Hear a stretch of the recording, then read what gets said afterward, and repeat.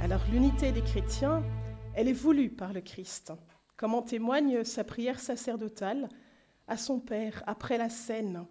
Nous le voyons dans l'Évangile selon saint Jean au chapitre 17. Je n'intercède pas uniquement pour eux qui sont présents, mais aussi pour tous ceux qui, par eux, seront conduits à croire en moi, afin que tous soient un. Père, comme tu es en moi et moi en toi, qu'ils soient un en nous également, pour que le monde croie que tu m'as envoyé. Cette prière de Jésus, si aimée de notre Père fondateur, qu'il en a fait sa devise sacerdotale, le Ut Sint Unum, nous fait comprendre l'importance de l'unité des chrétiens. Elle doit être le signe de l'unité de Dieu Trinité et de la vérité qu'il nous a révélée. Saint Paul l'a bien exprimé dans l'Épître aux Éphésiens, au chapitre 4. En effet, comment être crédible dans l'annonce de l'Évangile comme unique vérité si nous ne sommes pas d'accord entre nous ? La division des chrétiens est donc un contre-témoignage à la vérité de l'Évangile, puisque ses disciples ne sont pas d'accord entre eux. Les non-chrétiens auraient raison de nous dire de nous mettre d'accord entre nous avant de venir leur annoncer la vérité de l'Évangile. Puisque Jésus a fondé une seule et unique Église, comment se fait-il alors que les chrétiens soient divisés ? Pour répondre à cette question, Jean-Paul II renvoyait dans son livre « Entrée dans l'espérance » au péché des chrétiens, dont la division est ce qu'il appelle le fruit amer. Si le premier millénaire a été celui de l'Église unie, le deuxième millénaire a connu de profondes divisions entre chrétiens aussi bien d'Orient que d'Occident, compte tenu des évolutions politiques et culturelles. Par la suite, ces divisions se sont radicalisées par des interprétations divergentes de l'unique message du Christ. Après tant de divisions que les uns et les autres considéraient comme légitimes au nom de la vérité de l'Évangile, les chrétiens ont fini par prendre conscience du scandale et de l'obstacle à l'évangélisation qu'elle constitue. Cette prise de conscience s'est faite d'abord chez des chrétiens non catholiques. Pourquoi ? On pourrait sans doute trouver de multiples raisons, mais nous n'en soulignerons que deux.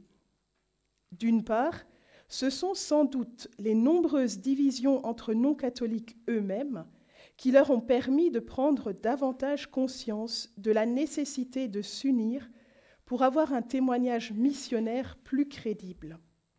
D'autre part, si l'Église catholique est restée longtemps réticente au mouvement œcuménique, c'est qu'elle y voyait un danger de relativisme doctrinal, notamment par rapport au ministère du pape, considéré comme étant la pierre angulaire de l'unité véritable de l'Église.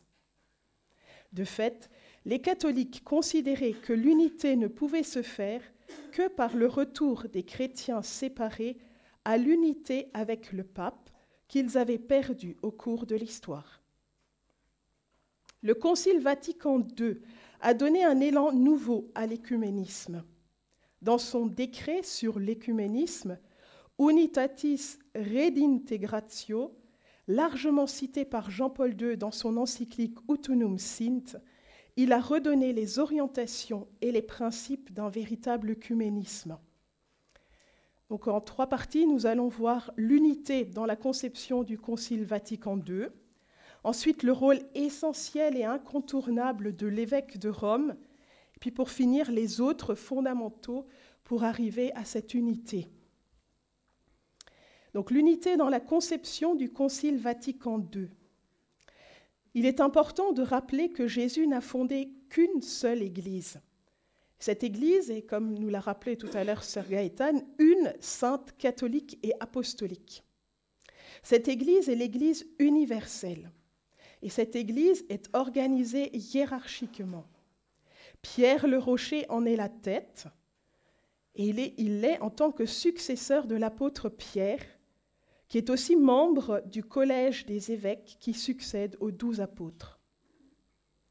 La communion hiérarchique est un élément nécessaire à l'appartenance plénière à l'Église universelle. L'Église, en effet, n'est pas seulement spirituelle. Elle est certes divine dans son mystère, c'est le peuple de Dieu, le corps du Christ, le temple du Saint-Esprit, mais elle est aussi humaine, par sa hiérarchie, par les fidèles qui la constituent et par les consacrés qui en sont membres. Les apôtres ont fondé les églises particulières. Pour le cardinal Joseph Ratzinger, l'Église universelle préexiste chronologiquement, donc dans le temps, et ontologiquement par son être même aux églises particulières. L'Église universelle n'est donc pas la fédération des églises particulières ou la somme des églises particulières, mais elle est l'Église fondée par Jésus qui, à son tour, par les apôtres, a fondé les églises particulières, à la tête desquelles se trouve toujours un évêque qui jouit de la succession apostolique. Nous sommes là devant l'un des mystères ecclésiologiques les plus difficiles après le Concile Vatican II. Le théologien le plus sûr et le plus précis a été Joseph Ratzinger. L'Église universelle et les églises particulières ne doivent pas se concevoir comme des concurrentes. Mais en chaque église particulière, c'est l'Église universelle qui vit et agit. Chaque église particulière devrait être en communion avec l'église particulière de Rome, dont l'évêque est le successeur de Pierre. Le fondement de l'église particulière est l'évêque diocésain, qui est en communion hiérarchique avec le pape. Le jour de son ordination, l'évêque reçoit 2 pouvoirs. Le pouvoir sacramentel, par le 3e degré du sacrement de l'ordre, l'épiscopat, et le pouvoir de juridiction, par sa communion hiérarchique avec le pape. Jusqu'à l'an 1000, la communion n'avait pas été blessée par un schisme.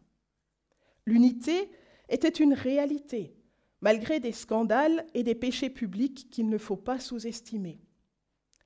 Le grand schisme d'Orient, en 1054, a été la première grande blessure contre l'unité, qui n'est pas encore cicatrisée.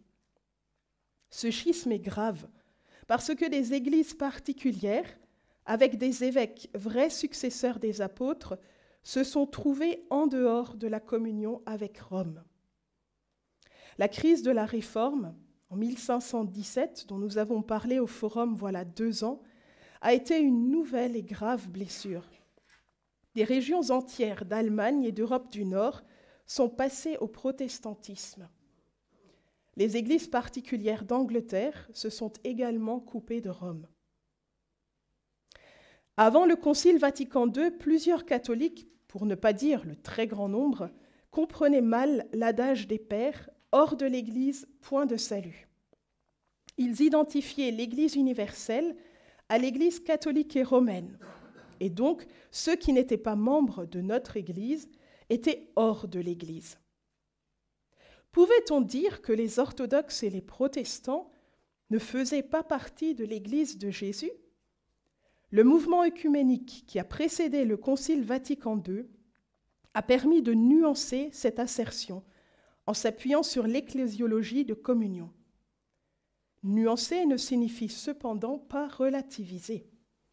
Il est dit au numéro 4 du décret sur l'œcuménisme: « Les divisions entre chrétiens empêchent l'Église de réaliser la plénitude de catholicité qui lui est propre en ceux de ses fils qui, certes, lui appartiennent par le baptême, mais se trouvent séparés de sa pleine communion.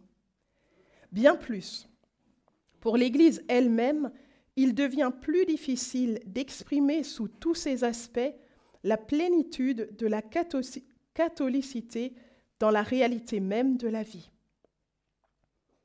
Il est également parlé dans ce même décret de plénitude de moyens de salut, dont les éléments essentiels sont les 12 articles du Credo, les 7 sacrements, les 10 commandements, le Notre Père, la communion hiérarchique. Seule l'Église catholique, en qui subsiste l'Église universelle, possède cette plénitude de moyens.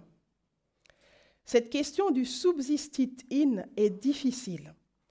Nous ne reprendrons qu'un extrait du numéro 8 de la Constitution dogmatique Lumen Gentium, qui nous dit que subsister signifie la perpétuelle continuité historique et la permanence de tous les éléments institués par le Christ dans l'Église catholique, dans laquelle on trouve concrètement l'Église du Christ sur cette terre. Pour en revenir à notre propos, s'il existe une pleine communion, il existe aussi une communion imparfaite. Cette vision ouvre la voie à un nouvel œcuménisme. Avant de voir ce qui nous divise, regardons ce qui nous unit. Par le baptême, c'est un fait, nous devenons membres du corps du Christ.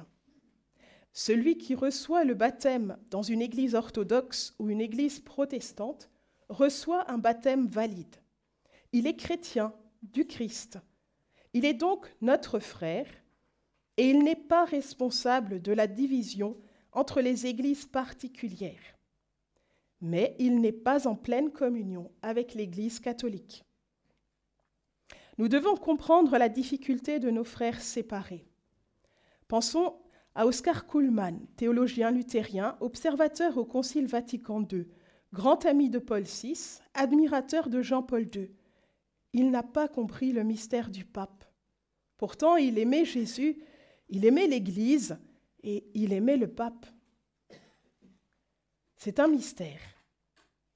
Ceci peut nous aider à comprendre que si nous étions nés dans un contexte orthodoxe, nous serions comme eux et aurions bien du mal à accepter que le pape ait la prétention de vouloir nous gouverner, alors qu'il n'est que l'évêque de Rome et le patriarche de l'Occident. L'unité ne pourra se faire que dans la charité et la vérité. Le pape Jean-Paul II a vraiment compris l'œcuménisme selon l'esprit du Concile, et il en a vécu. Nous pouvons admirer avec quelle charité, quelle humilité et quel respect il est allé à la rencontre de tous nos frères séparés, et pas seulement eux, mais aussi les hommes des autres religions, et cependant, il est resté fidèle et ferme dans la foi reçue du Christ en respectant la hiérarchie des vérités. Quel est donc ce rôle essentiel et incontournable de l'évêque de Rome ? Dans son importante encyclique Ut unum sint, Jean-Paul II a donné le 25 mai 1995 une leçon importante. Il n'a pas caché la vérité. Parmi toutes les églises et communautés ecclésiales, l'Église catholique a conscience d'avoir conservé le ministère du successeur de l'apôtre Pierre, l'évêque de Rome, que Dieu a institué comme le principe et le fondement permanent et visible de l'unité, et que l'Esprit assiste afin que tous les autres bénéficient de ce bien essentiel. Suivant la belle expression du pape Grégoire le Grand, mon ministère est celui de servus servorum Dei, donc le serviteur des serviteurs de Dieu. Cette définition est la meilleure protection contre le risque de séparer l'autorité, et en particulier la primauté, du ministère, ce qui serait en contradiction avec le sens de l'autorité selon l'Évangile. Dans l'Évangile selon saint Luc, nous lisons en effet « Je suis au milieu de vous comme celui qui sert ». D'autre part, comme j'ai eu l'occasion de le déclarer lors de l'importante rencontre au Conseil œcuménique des Églises à Genève le 12 juin 1984, la conviction qu'a l'Église catholique d'avoir conservé, fidèle à la tradition apostolique et à la foi des pères, le signe visible et le garant de l'unité dans le ministère de l'évêque de Rome, représente une difficulté pour la plupart des autres chrétiens, dont la mémoire est marquée par certains souvenirs douloureux. Pour ceux dont nous sommes responsables, je demande pardon, comme l'a fait mon prédécesseur Paul VI. Et Jean-Paul II poursuit, « Ce qui concerne l'unité de toutes les communautés chrétiennes entre évidemment dans le cadre des charges qui relèvent de la primauté. Il sait bien qu'en tant qu'évêque de Rome, et il l'a réaffirmé dans la présente encyclique, que le désir ardent du Christ est la communion pleine et visible de toutes les communautés dans lesquelles habite son esprit en vertu de la fidélité de Dieu. Je suis convaincu d'avoir à cet égard une responsabilité particulière, surtout lorsque je vois l'aspiration œcuménique de la majeure partie des communautés chrétiennes et que j'écoute la requête qui m'est adressée de trouver une forme d'exercice de la primauté ouverte à une situation nouvelle, mais sans renoncement aucun à l'essentiel de sa mission. Pendant un millénaire, les chrétiens étaient unis par la communion fraternelle dans la foi et la vie sacramentelle. Le siège romain intervenant d'un commun accord si des différends au sujet de la foi ou de la discipline s'élevaient entre elles. La primauté s'exerçait ainsi pour l'unité. En m'adressant au patriarche œcuménique, sa sainteté Dimitrios Ier, j'étais conscient, comme je l'ai dit, que pour des raisons très diverses et contre la volonté des uns et des autres, ce qui devait être un service a pu se manifester sous un éclairage assez différent. Mais c'est par désir d'obéir vraiment à la volonté du Christ que je me reconnais appelé, comme évêque de Rome, à exercer ce ministère. Je prie l'Esprit Saint de nous donner sa lumière et d'éclairer tous les pasteurs et théologiens de nos églises, afin que nous puissions chercher, évidemment ensemble, les formes dans lesquelles ce ministère pourra réaliser un service d'amour reconnu par les uns et par les autres. Quels sont les autres fondamentaux pour arriver à cette unité ? L'unique Église fondée par Jésus subsiste, comme nous l'avons dit plus haut, dans l'Église catholique. Jean-Paul II élargit cet horizon. En dehors des limites de la communauté catholique, il n'y a pas un vide ecclésial. De nombreux éléments de grande valeur, eximia, qui dans l'Église catholique s'intègrent dans la plénitude des moyens de salut et des dons de grâce qui font l'Église, se trouvent aussi dans les autres communautés chrétiennes. Ces églises et ces communautés séparées elles-mêmes, même si nous croyons qu'elles souffrent de déficiences, ne sont nullement dépourvues de signification et de valeur dans le mystère du salut. En effet, l'Esprit du Christ ne refuse pas de se servir d'elles comme de moyens de salut, dont la vertu dérive de la plénitude même de grâce et de vérité qui a été confiée à l'Église catholique. Dans cette encyclique, Jean-Paul II avait parlé du concept d'église sœur, concept utilisé jusque-là pour les autres églises, mais pas pour l'Église catholique romaine. Le cardinal Joseph Ratzinger a dû préciser avec autorité dans quel sens il fallait comprendre ce concept. L'Église universelle n'a pas d'église sœur. Les églises particulières sont entre elles des sœurs. Ainsi, l'Église particulière de Rome, dont notre pape François est l'évêque, et l'Église sœur de Moscou, de Constantinople, etc. Mais l'Église une, sainte, catholique et apostolique qui subsiste dans l'Église catholique, elle n'a pas d'église sœur. Il est donc bien évident que la division est un scandale. Toutes les églises particulières devraient être en communion avec l'Église de Rome pour n'être que la seule Église universelle de Jésus dans la plénitude de ses moyens, de moyens de salut et de catholicité.